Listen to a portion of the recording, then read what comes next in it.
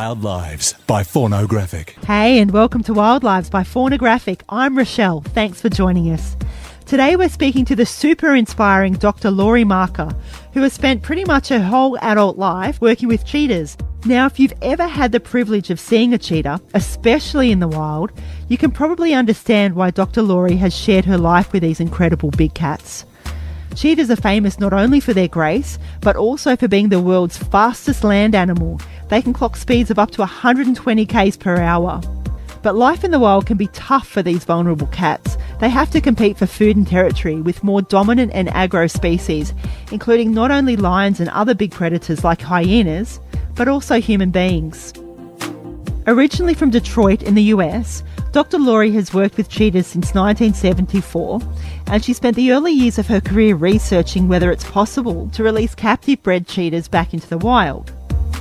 In 1990, she set up her permanent research base, the Cheetah Conservation Fund, or CCF, at Otjiwarongo in Namibia, where she researched wild cheetahs and also rescued those that had been orphaned. The CCF's been going from strength to strength ever since, and her work has earned her literally countless awards from across the globe. It's also made an incredible difference to the fate of cheetahs living in the wild. Dr Laurie, thank you so much for chatting with us today. Well, I'm glad to be there with you today. Thank you. So you're originally from the US. How did you discover your passion for cheetahs? Well, I really never knew anything about cheetahs until I was about 19, and I started working at a wildlife park in Oregon, the Wildlife Safari. And at that point in time, in the early 70s, that was one of the few places in the world that actually had cheetahs, and I was fascinated by them. I thought they were the most beautiful animal I'd ever seen, and I wanted to know more about them, and everybody I asked about them said, we don't know anything about them. And so that really got my curiosity going.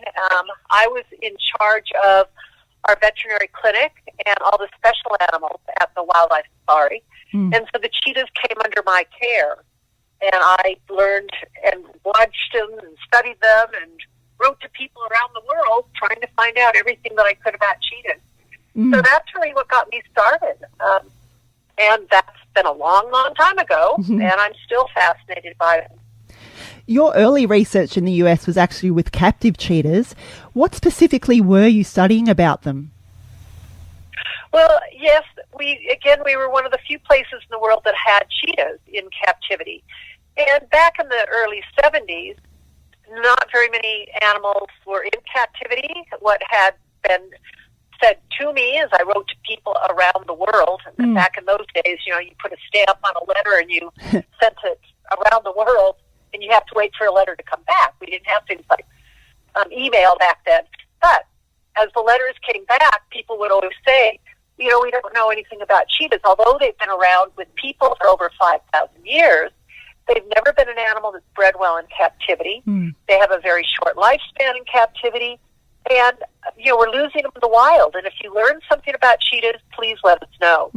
So my early research really revolved around trying to understand, how to develop a good captive breeding program. With that, for the 16 years that I was at the Wildlife Safari, I developed the most successful captive breeding program throughout all of North America and the third most successful in the world. And much of our success really revolved around having large open spaces. Our animals were off exhibit, and cheetahs had mate choice. And so we had enough cheetahs that they were able to have a selection of who to breed to. And that was a lot of the early research, leading me into working with collaborators from the Smithsonian and our U.S. National Cancer Institute. We discovered, actually, the lack of cheetahs' genetic diversity, understanding that they found that they had very poor abnormal sperm, and from that, looking at their blood, looking back in those days at electrophoretic phereses, we were able to discover this lack of genetic diversity. So that was really our early research. Nobody knew anything about cheetahs. We knew that we had captive animals. We had never studied an animal in the wild and had any data on that.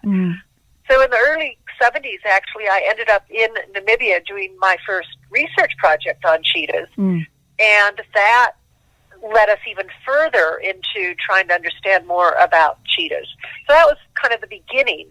And then breeding cheetahs, I developed the International Cheetah Stud Book, which brought a registry of all the cheetahs around the world, and then helped develop what's called the Species Survival Plan for North America, and then helped develop that type of a breeding program in Europe and even in Australia. So it's a long time, but that it all had a beginning a long, long time ago. For your first trip to Namibia, you actually took along a cheetah called Khayyam. You took her there to see whether or not you could teach her how to hunt. Can you tell us a little bit about her? Well, Khayyam was a very special cheetah, and it was a first of its kind research that I was involved in, so it was very exciting. My job was to find out if a captive-born cheetah could learn how to hunt, hence possibly go back into the wild, and what steps were those. And so it was very interesting as I had raised Khayyam from a young cub. She had been born at the wildlife safari, and I raised her from the time she was about a month old, and we were together her entire 10 years of her life. Wow. But when she was a little over a year old, we brought her to Namibia, Southwest Africa, in 1977. And at that point, it was interesting because her parents had come from Namibia. So it was, taking her back kind of to her roots. But my job was to find out, what steps were involved. So we sat at water holes, and we, over a few months, actually, she learned how to hunt. I learned how to be a good mother to a cheetah. But what I also learned more was about the problems facing the cheetah in the wild. Farmers were killing them like flies. They were killing hundreds of them each year. And they knew nothing about the cheetah. They just knew that the cheetah was a predator, and predators were supposed to be killed. And that's what led me more into trying to find out, how do we save them in the wild? Here's the problem. We need a solution. And so Khayyam did learn how to hunt, but she came back to Oregon, where the wildlife safari was. And for the next 10 years of her life, she was used as an educational ambassador, where I would tell the cheetah story and traveled around the United States, where we tried to bring awareness to the fact that the wild cheetah really needed help. My relationship with her was, I guess she was my first child, I guess I would say. Raising her from a month old, and what we did together, and traveled in Africa and traveled around the United States, we were very close. She never really left my side. So I had a big responsibility to her, and I seemed to be her voice. I always say that she led me on a voyage, I guess, into the cheetah world, and what I saw, I needed to tell the world about. So Khayyam was very special. I had been able to honor her in a few different ways. I think one of the most important ways internationally is there is International Cheetah Day, and that is on the 4th of December. And everywhere in the world on the 4th of December, people who care about cheetahs celebrate International Cheetah Day. And this was her birthday. Aww. And I felt that was a nice way of actually celebrating her as a very, very, very special cheetah. And if it had not been for, I think, my raising her and her bringing me to Namibia, I never would have realized what a problem there was for the cheetah. And with that, I believe that she's actually the founder of cheetah conservation. Another cheetah you became very close to was one called Chewbacca. How did you first meet him? Well, Chewbacca came in to my life around 1995. So I had already moved here to Namibia. I moved to Namibia at Namibia's independence in 1990 and set up the Cheetah Conservation Fund, which is our foundation. And a few years along through my research that I was doing here, and I was really trying to find out why farmers were killing cheetah. Was it a perceived threat that they were there, or was it an actual threat where cheetahs actually killing their livestock? And what I found out is it was more of a perceived threat. But with that, farmers were still catching cheetahs. And I would ask the farmers that if they caught one, if I could collect, anesthetize it, collect blood on it, put a radio collar on it, find out more about how the cheetah was living here. And around 1995, a little cub ended up being orphaned. And a farmer called and actually had caught the cheetah. They catch cheetahs in cage traps. And they had not only caught that one, they'd caught the cub. And this cub survived. And they had brought it into the house and were trying to bottle raise it. Oftentimes people think, a baby's supposed to have milk, and they give it cow milk, which for a cheetah, it actually makes them very, very sick. So Chewbacca came to me as a almost dying orphan cub at 10 days of age. And his mother came along as well, except his mother could not take care of him because he was dying. I was able to put a collar on her and release her back out into the wild, where for the next month it was touch and go, trying to keep little Chewbacca alive. He did survive, and he lived with me as an ambassador for the next 16 years. He had a very, very long life, and I have to say was the next most special cheetah in the entire world. Here in Namibia, he became a legend, a important cheetah. School kids would come, and they would see him run. We always run our cheetahs using a mechanical lure and exercise them. He would walk out into the bush to play trees. Farmers would meet him. So he was just an amazing, amazing cheetah.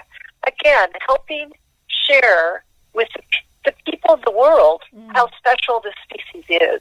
Now, we know cheetahs are fast and can purr like domestic cats, but what other kinds of behaviours are they known for? Well, they are the largest or the smallest of the big cats, and they're the only big cat that does purr, but they also have other interesting vocalizations. They chirp,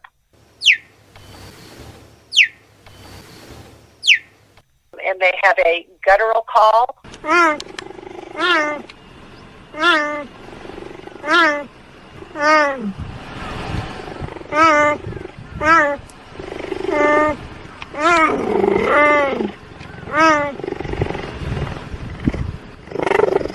A bubbling call, they growl, hiss, spat. But their chirping is actually very interesting because it can be heard quite a distance away. Mothers will chirp to their cubs, their brothers will chirp to each other. Male cheetahs live together in what are called coalitions, and they stick together their entire lives. And that allows them to hold better territories. And female cheetahs are interesting because they have a mate choice. They will cover multiple males' home ranges, their home range, and they will select the male that they will want to breed to. And they breed about every 2.5 years. The cubs stick with their moms until they're about 18 months to 2 years of age. And then they will stick with each other until dominant males come to the females, breed the females, chase the young brothers away, and then the brothers go off and have to find their own territory. So behavior of cheetahs was not really well understood, and so much of the years of research since I set up the Cheetah Conservation Fund here in Namibia back in 1990 really revolved around having radio collars on cats, understanding how they were living. They've got huge home ranges that are, for males, about 800 square miles. Oh, wow. What that would be 1,600 square kilometers. Their ranges are just huge. And how they hunt, the hunting will occur as often as possible. But they eat rapidly, and that's one of the big problems for them. And why they're on ranch farmlands is that they're not really found in protected areas, primarily because lions and hyenas steal their kill and oftentimes will kill their young and push them out of these protected areas because they're kind of the kings of the protected areas. And the cheetah is more vulnerable. It is not aggressive. It's not big, powerful. They have only speed, and so everything else on their body is actually thinned out, from having small canine teeth to semi-non-retractable claws. So their claws are more like cleats that help for traction and running. They don't come into their sheaths, and they're not sharp. So everything about the cheetah is actually built for speed. And with that, they are one of the best hunters of all of the savanna lands of Africa, but they are feeding the rest of the ecosystem. So jackals will take their kill from them. They feed the vultures and all the other small carnivorous animals. So they're a very important part of the system in keeping, these ecosystems healthy. So understanding the cheetah has been a fascinating part of my life, and helping share that with the farming community so that they can learn to live with the cheetah and understand that the cheetah is a very special animal that is living on their land with them. So right now at the CCF you have a few cheetahs in your care, and one of them is a girl called Solo. Can you tell us a little bit about her and how she's going?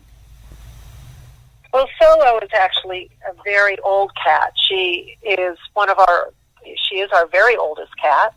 She's 18 years old right now. Cheetahs usually have had very short lifespans. And again, over the years that we've been working with cheetahs, understanding them in the wild and sharing back to our colleagues in zoos around the world, helping them learn more about how to take care of their captive cheetahs, we've learned a lot about lengthening that age in captivity.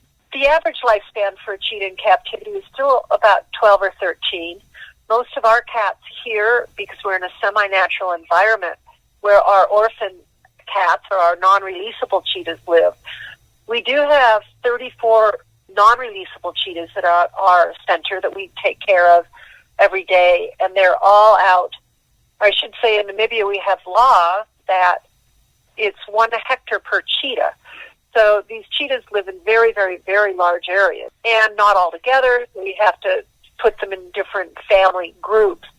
Solo, as her name implies, came in as a solo animal on her own. I think she was also named after a bit of the Han Solo Star Wars. We have had, like Chewbacca, several cheetahs that have followed this Star Wars type theme. But she's just always been sort of a loner. She's a beautiful cat, has big, beautiful eyes. And just being so old, we are now, she's we call it the old age home. When they get very old, we take them from their very, very large camps into smaller areas that they can get around in a little bit more. Today, at her age, she doesn't see all that well. She's got cataracts, and she's just recently had to have eye surgery on one of her beautiful eyes, and she doesn't hear that well anymore. So just holding on to these animals, she came in as an orphan, as all of our cheetahs here do. Whether a farmer has, killed their mother or has found the cubs someplace in the bush, which, we want them to be living in the wild and not coming into captivity. But when they come in as young-aged cats and they don't know how to hunt, it's very difficult. They can't really go back out into the wild. She came in too young to be able to be released back out into the wild. However, now, again, we try to put every cheetah back that we can. We've worked on nearly 1,000 cheetahs in 28 years, but of that, over 600 of them have been able to go back out into the wild. And of those that we have as orphans, like the 34 cheetahs that we have here now, some of them come in when they are, let us say, 8, 9, 10 months of age, and have lived with their mom, but they're not old enough to go back out in the wild on their own if something's happened to their mother. And so we have had success in what we call our rewilding program, or our rehabilitation, where some of these cats, which you can select what their behaviors are like, we are able to actually put some of these cats back out into the wild that have to be taken care of as orphans here at CCF. But Solo was not one of those. So she's been in our care for 18 years. Amazing. What are their biggest threats in the wild? Well, the biggest problem for them is loss of habitat. As our human population continues to grow, and again, they're not found in our protected areas. Most of the protected areas are not large enough. So we do know that places like the Serengeti, the Masai Mara, areas like Kruger National Park, there are about 10 reserves throughout Africa that are large enough to maintain viable populations.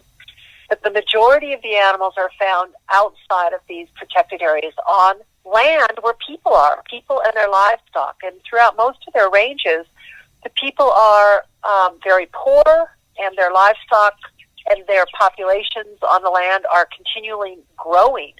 And then there's human-wildlife conflict. So there's conflict with the cheetahs looking at livestock if there's no wildlife, and then the cheetah will catch the livestock, and then the farmers will kill the cheetahs. So that has fragmented their habitat, where the animals can no longer go from, one area to another area, because now they're full of people in there and their livestock. And with that, often in many of the areas throughout many of these different countries, due to areas and aspects around poverty and human population growth, there's no wildlife. And so there's no natural prey for the cheetahs to hunt. Where in Namibia, and why I selected Namibia to set up the Cheetah Conservation Fund, was that it was still a less populated for people area. The cheetahs are living on livestock ranch land or farmland where there is livestock. However, there's a lot of wildlife here in Namibia. In particular, about 80% of our wildlife is found outside of the protected areas on these farmlands where the cheetahs are found. So from that, they need to have prey. And if there is no prey, then that becomes a real problem for the livestock, because then the cheetah has to have something to eat. Another problem facing them as well does affect them as their numbers get lower, and there's less than 7,500 cheetahs left in the world today. They are found in about 20 countries in about 30 populations. However, about two-thirds of those populations are less than 100 individuals. That means that they are kind of inbreeding, and that breeding to near extinction. So because they are also an animal that lacks genetic diversity, as their numbers become smaller, that becomes even a greater threat to them, either through their ecological changes, climate changes, habitat change, as well as that of potential of disease risk. Because as their numbers become smaller, there are greater problems and threats to them with disease as well. Now, we've all seen the recent footage of wild cheetahs jumping onto safari vehicles. And in fact, I think there was even one bit of footage where one of the cheetahs actually jumped inside one of the vehicles. It was in the Masai Mara. Are humans meant to be afraid of cheetahs, or is this a behaviour that's just being misunderstood? Well, cheetahs are not an aggressive animal, so they would believe more in flight versus fight. So jumping up, yes, on the top of the safari vehicle is probably because they can, yes, see further. It is a population. I believe you have even met one of those cheetahs out in the wild, maybe the mother or grandmother, Laika. And unfortunately, it was encouraged that she come to the tourist vehicle and jump on it. So not that they maybe are dangerous, but they are a wild animal, and so people are more dangerous because the people who are there have no concept about the cheetah's behavior. And the other thing is that we really are trying not to encourage tourism vehicles to be as close to these cheetahs. Although they're habituated, we don't really want the cheetahs to be coming over and jumping on their cars. I believe that oftentimes maybe tips are paid to the people or the tour guides.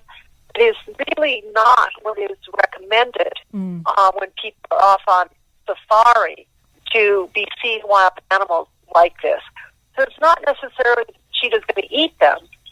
And I believe that the tour guide or the driver should not be allowing that kind of behavior for these animals. Agree. Thanks to the work of the CCF, the number of cheetahs in Namibia has actually doubled, which is just incredible. How have you guys made this happen? Well, again, our numbers were so low when I got here in 1990 because the farmers had been killing hundreds of them. And as a matter of fact, in the 1980s, as I was telling the world that something had to happen to help wild cheetahs, our farming community here in Namibia had killed about 10,000 cheetahs. What? And removed them from the wild. But they didn't know anything about the cheetah. So working with the farming community, and when I first got here, again, I'd been here before many times between when I came with Khayyam in the 70s, and then when I decided to move here permanently at Namibia's independence in 1990 and set up our foundation. And what I wanted to do is to find out more from the farmers, how they were farming, what they knew about the cheetah, and how we could share information about the cheetah with the farming community. So I went door to door and I did surveys and I learned a lot about the farming systems here. And I always think that systems are important, understanding where the livestock is, where the wildlife is, where water points are, what the problems were facing the farmer with the predator, the cheetah, and leopards are in this area as well. Were they protecting their livestock? Was there, did they have, calving corrals and calving seasons? With your small stock, your goats and sheep, was there a herder with them or a livestock guarding dog? And I found out that there wasn't a lot of livestock management. And much of the work that we have done has actually been working with the farming community to help share with them how they, in their management, plays a role in problems that they may have with both the cheetah and leopards and even jackals. That if they manage their livestock appropriately and kept an eye on their small stock and their calving seasons and their young calves, that they would reduce their losses and therefore would not have to be aggressive and killing all of the predators. One of the things that we did also is we started up a livestock guarding dog program where we use a large breed of dog called the Kangal or Anatolian Shepherd, which is a Turkish breed of dog and it has been used for about 5,000 years in Turkey to protect livestock from wolves. And so this large dog we brought in about 25 years ago and started a breeding program. And then we work with the farmers by giving the dogs to the farmer when they're puppies.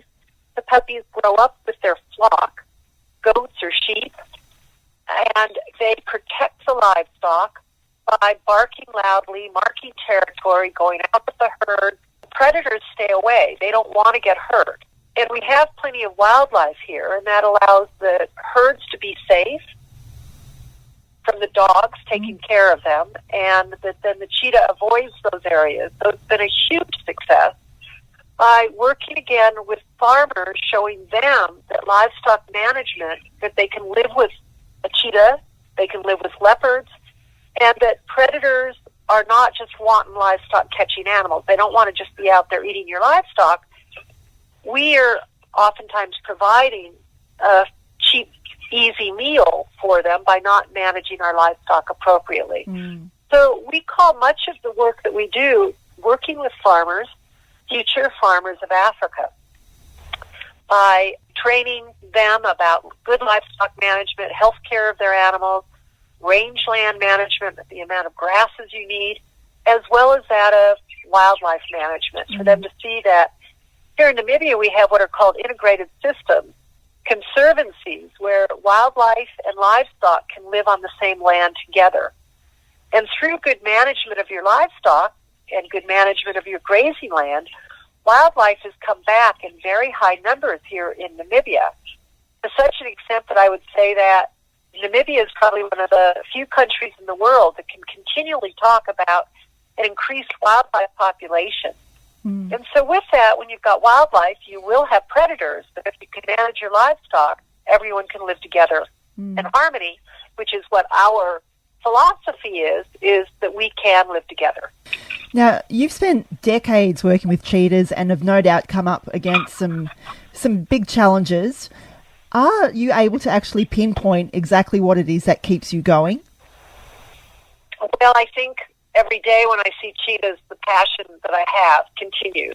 I know that we are the lifeline to their survival, and our organization has to continue to grow. We have grown since we started in 1990 to a world-renowned organization. Our center here in Namibia is a huge reserve. We have about 100,000 acres, which is free-range wildlife. We are also a model farm, so we practice what we preach. We practice about livestock ranching, and we teach ranchers on our farm. We are a research and education center, so here we do have, full registered veterinarian clinic. We have a genetics laboratory. We breed livestock guarding dogs. We've been able to breed and place over 600 of our dogs in nearly 30 years. And with that, growing what we do, we work with our communities in a habitat restoration project where we're looking at maintaining and helping the habitat so that there'll be more grasses and more wildlife, hence more cheetahs. And from that, we actually put a lot of local people to work. From our training program, we brought in thousands of rural farmers to help train them in farm management. And then we've worked throughout the cheetahs range by bringing people in from NGOs and the government to help them learn about how we have developed our cheetah programs and research here. What keeps me going mostly, again, is just, knowing that we are their lifeline and that we need to do more. And if we can scale up our programs and help in not only Namibia, but in the other range countries, we can help more cheetah populations survive. And we need help from everybody, everywhere in the world. Well, Dr. Laurie, thank you so much for your time and for sharing your stories with us. Well, great. I do hope you know that from an Australian standpoint, we do have a registered nonprofit organization there called Cheetah Conservation Australia, and would love everyone to go to our website, which is cheetah.org, and learn more about all of our different programs, not only here in Namibia, but in Australia, throughout the world, and try to get people involved. We really want people to become involved in the work that we're doing. We do have volunteers that come here to Namibia and work with us, so we welcome volunteers. We also have university students that come to do practicals, undergraduate, graduate. So we welcome that kind of international collaboration on all levels. Amazing. I'll put all the information up on our website as well, so everybody who's listening now can go there and be bounced from my website to yours. It would be great to get amongst it. Great. Well, I look forward to talking with you again, and thank you very much. Thanks for listening. Now, for more information about those awesome programs that Dr. Laurie was just talking about, head to faunographic.com, where I've got all the information that you could ever possibly need. Catch you next time. Wild Lives by Faunographic. Follow us on omni.fm or search for Wild Lives by Faunographic on iTunes. Subscribe today and you'll never miss an episode.